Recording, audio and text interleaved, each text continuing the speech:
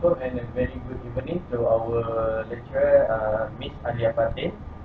Today, we are from Group 5. Would like to discuss about airborne diseases. Before that, let me introduce myself. My name is Muhammad Azim Fikri bin Jamaluddin. You can call me Azim. And my matric number is 185927. So next is my turn to introduce myself. So my name is Muhammad Aizat bin Noor Azan. And you can see my name Aizat, and my matrix number is 183278. So next I will call my friend. Okay, my name is Abdul Hakim Darifin. So this is my name. My matric number is 184307. My full name is Muhammad Ridwan bin Jahari. You can call me Ridwan. My matric number is 183609. My name is Muhammad Alif Shafiq bin Ahmad Syari. My matric number is 184582. So today we are going to discuss about an interesting topic, which is airborne disease. That's one. Before we discuss about this topic a little further, let me give the definition about this disease. That's good. Okay, the definition of airborne diseases is which are caused by pathogenic microbes, which is a small particle. It is small enough to be discharged from an infected person to other people. The method of the transmission, in example, just like coughing, sneezing, and I used to coughing a lot in this room, so I hope all of you not get the airborne disease from me. Okay. Anybody? I heard that you say about pathogenic, right? Yes. Do you all know what is pathogen? I don't know. I don't know. No, you don't know. Can you what is explain pathogen. to me? Actually, pathogen is an agent of transmission of the airborne disease. Wow. The Now I know. pathogen who carry out the virus and the bacteria. So basically, the airborne disease we can get is by the inhalation of the pathogen.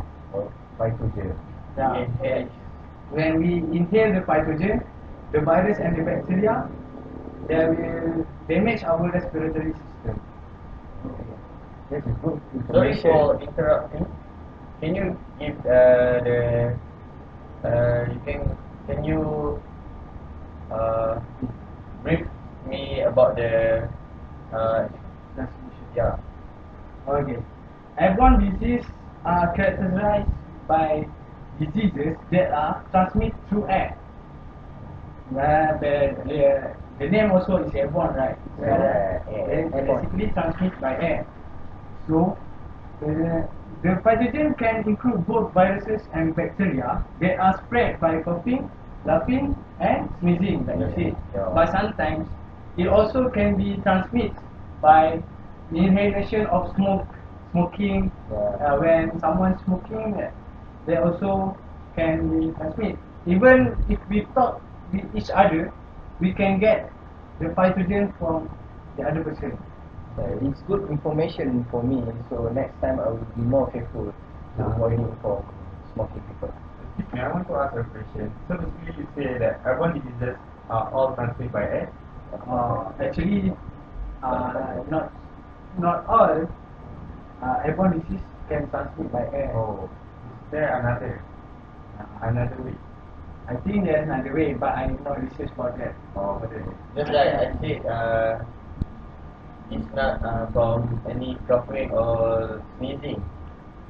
In the definition, it said that it can affected by touching. Touching. Touching also. That sounds. You can also get affected. Infected by touching. So, anyone want to say? Anything about airborne disease? One more share. Thanks. That's good example and explanation for me. For me, this disease is new for me. So, I have researched about this disease. So, do you know what are the type of disease of this airborne disease? No. Can you Not explain really. to us? Can you give some example? Okay, I don't really know about this disease, but this is what I have researched and what I have tell my friends, my family, so I can explain to you a briefly. So first is tuberculosis.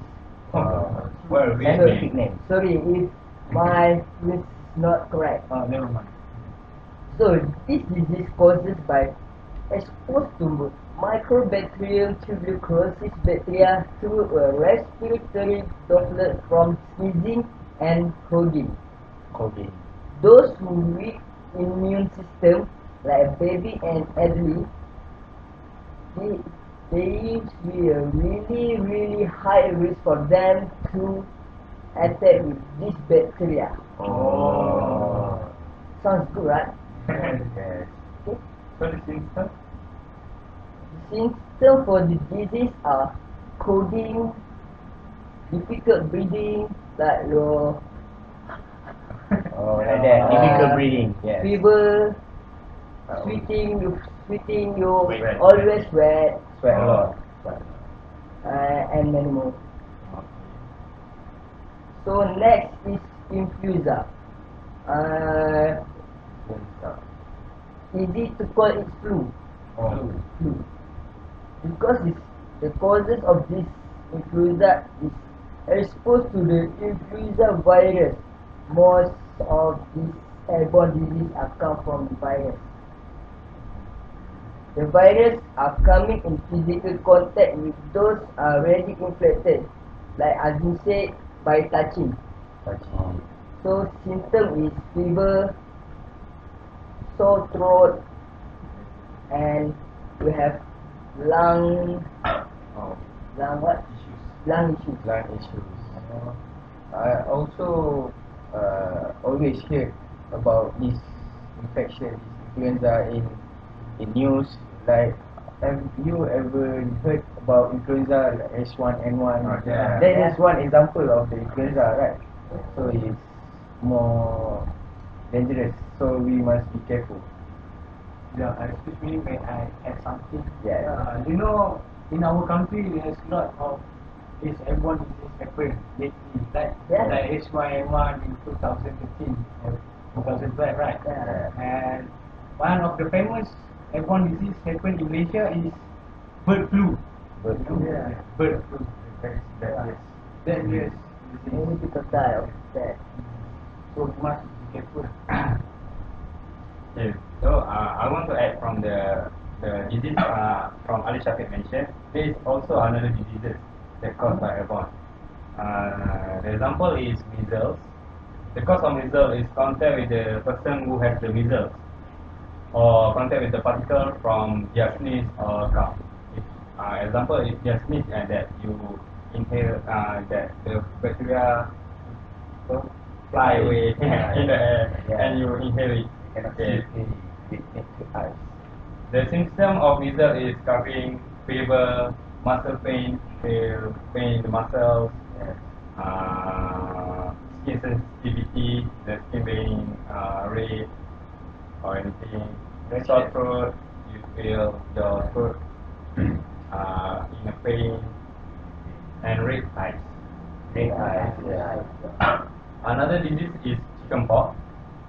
Because of chickenpox is highly contagious and can be passed through physical contact with a rash on the skin. Do you know what rash on the skin? I don't know. Can you explain? Yeah, like a spot on your hand or your body. Red spot. Yeah, red spot. And it's caused by inhaling airborne particle of the chickenpox. The symptom of chickenpox, the most common is itchy, your body, your skin feel itchy, blister like rash, fever, and sore throat also. There is also another disease which is mumps. Because of mumps, it's viral infection passed through touch or airborne particles. Symptom of mumps is affect the parotid glands, and which are salivary glands just below your ears. Yeah, this swelling is a common symptom. Oh. Yes, you can see there is some people with mumps, they are Big. big, yes. And hearing loss it also occur. So it can damage the Yeah. immune system. So I want to add about more information about this airborne disease. So as we know, Ali Shafiq and Ridwan has talked about airborne disease. So there must be a prevention that we all need to know to prevent airborne disease happen to us. So as I know from my research, there are several ways to prevent airborne disease. First is UV air purification. Second is vaccination. Third is by following careful hygiene and sanitation protocol. And another one that I have been researched is avoiding contact with obviously infected person. Excuse me, can you give a little bit about the way that we have to prevent the airborne disease? Little bit brief. Okay, I will explain more about vaccination and brief more about vaccination. Airborne disease can be avoided and prevented by getting vaccinated. For example, many countries administer flu shots every year, usually during cold winter and during a winter season to avoid influenza epidemics. Many strains of airborne illness can be developed, so the vaccines must be updated and be changed because that is the way to prevent the airborne disease. So the vaccine must be updated because the virus contained on the bacteria is changed. So secondly, I will brief about avoiding contact. Another common way to prevent airborne disease is avoiding contact with infected person. Those who are infected can take precaution and isolate themselves until they are well. For example, to those who are infected, they can take MC and rest at home. Yeah, as on other words, we can say being quarantined. So they must rest until they have feeling well. So you are saying that an infected person must not have any conversation or any contact with other people. It must be avoided because airborne disease is very sensitive. We talking, you know, it's just that you say. Excuse me, I want to ask, if all the prevention is applicable to the diseases that we mentioned, is it applicable that the prevention can prevent from the diseases come first? Yes, the prevention is applicable.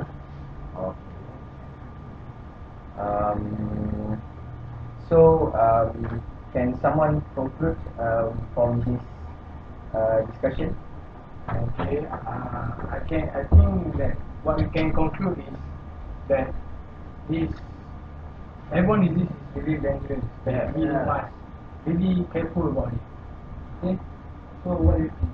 Anyone add Okay, I have my opinion. In my opinion, this disease is as dangerous like Hakim said. This disease are really easy to be infected.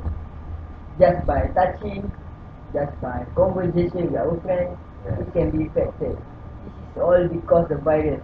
This virus is very tiny, so you cannot see the Naked eye. naked eye.